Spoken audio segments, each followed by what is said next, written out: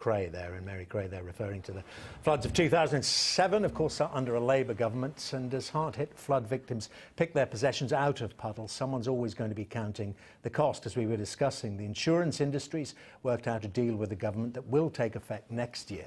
The Flood Re-Pact will mean that vulnerable, low-lying planes will be bailed out by a fund created by adding a little bit to everyone's home insurance premiums.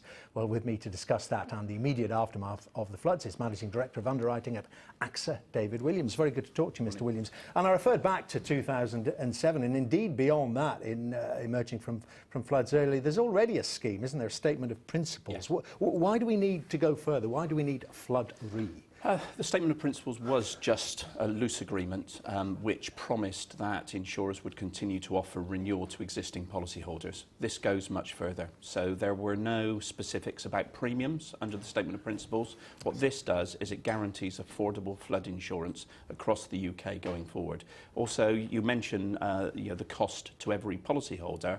Insurance spreads the risk of the few over the many, and therefore there was already a subsidy going on, but it was hidden away. So this way, it's much more transparent and much fairer with everybody. But isn't insurance? I mean, people are talking. I've been reading, the blogs and the tweets about this. Yep. Somebody's saying, well, look, hold on a minute. Okay, so I'm going to have to pay a bit more on my insurance bill. If I want to build my house out of straw and light a lot of coal fires in the house, I'm not going to get buildings insurance, am I? I mean, the basic point being that if there's a certainty or very high probability of getting flooded, surely that's not what insurance does. You don't insure people against something that will happen.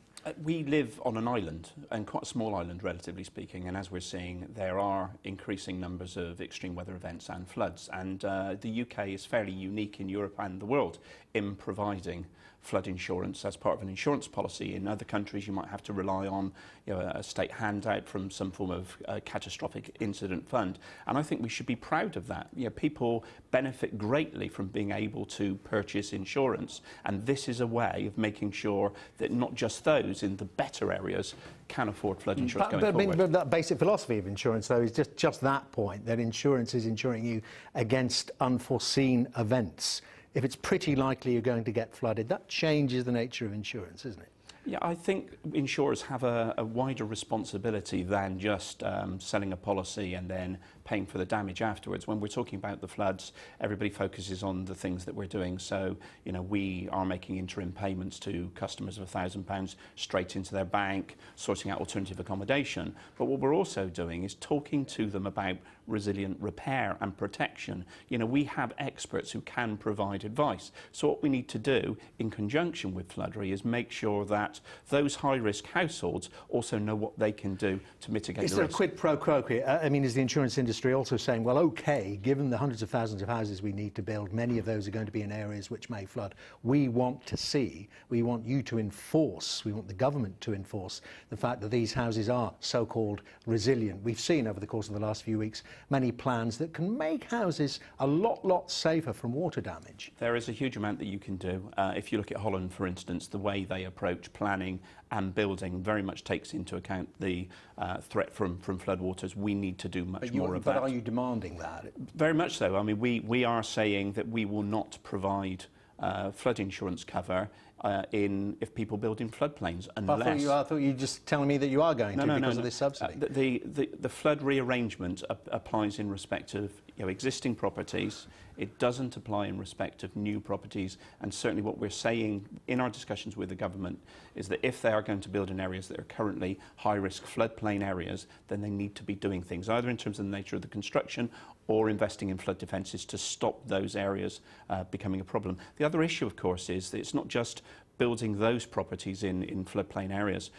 By building on a field that will currently soak up water, you're going to send that water somewhere else. So we need to be really mindful and really careful in our planning and building to make sure that we're not just moving the problem somewhere else. OK, you're also not going to... Posher houses are exempt from this as well, aren't they? The top of the council tax bans. Yeah, there's a lot of negotiation that went into setting up Flood Re, and there is going to be an amount charged to every policyholder of £10.50, and I suppose it's a bit of a political discussion and decision as to whether or not that should apply to absolutely everybody. And the government's view was it shouldn't apply to band H houses. And interestingly, I saw a survey one of the national newspapers ran yesterday, and 78% of the people that responded to the survey felt that that was absolutely right. So the subsidy will be provided, but it will be provided on all houses up to band H. So a proportion, okay, of the poshest houses perhaps not being able to get insurance. Well, this can have an effect on the housing market. Yeah, they won't be able to. You can't get a mortgage if you can't get insurance. They won't be able to benefit from the lower affordable rates within flood re. They will still be able to use the conventional markets. But then it's up to individual insurers to decide you're too much of a risk and you can't have it. Or to charge appropriate premiums or make